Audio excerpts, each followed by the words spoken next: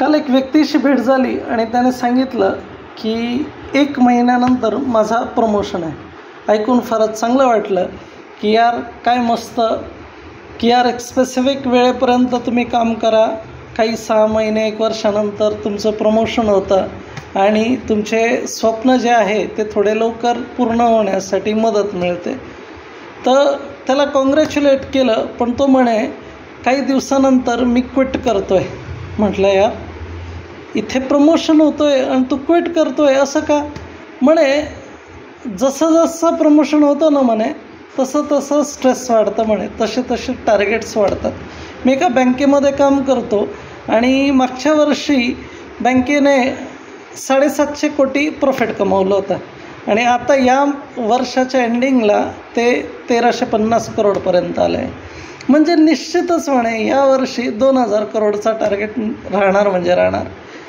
आता विचार करा, काहीतरी पैसे कमवण्याच्या नादात काहीतरी रोग शरीराला लावून घेणं त्यापेक्षा बेस्ट आहे क्विट करणं.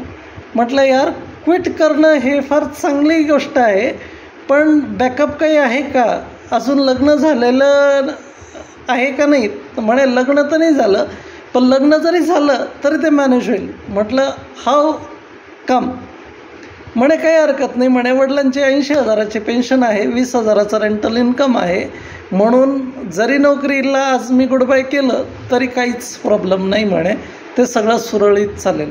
आणि तसंही काही ना काही थोडं जोड धंदा म्हणा किंवा काही व्यवहार मी करेल आणि मग हळू हा जॉब क्विट करेल.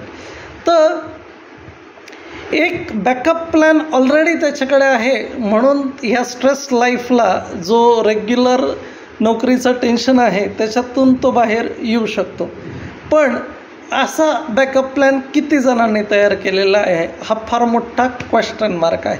बॅकअप प्लॅन असेल तर तुम्ही कधीही एक नवीन चॅलेंज लाईफमध्ये जर काही आलं ना तर ते पेलू शकतात, पण त्याच्यासाठी रेडी राहावं लागतं. तर एक ट्विस्ट, एक जे म्हणतो ना आपण,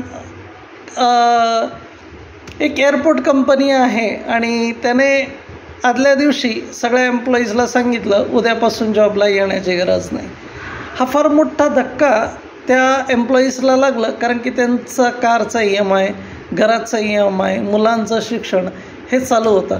आणि अचानक एखादा लेटर येतो आणि तुमचे स्वप्न जे आहे ते सगळे असेच राहून जातात आणि एकदम आपण एक म्हणतो ना कोमामध्ये जाण्याची शिवून जाते. का बिलं तर ठरलेले आहे, 1 तारीखला पगार येतो आणि मग सगळं ते डेबिट होणार असतं आणि 1 तारखेला पगारच नाही आलं तर काय?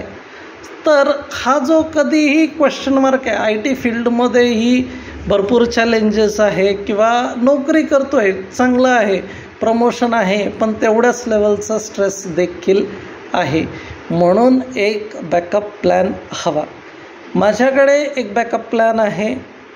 त्या संदर्भात तुम्हाला जर काही वाटत असेल तर you can call me and you can give your valuable goals so that I can align my solution to your goals and give you a wonderful solution.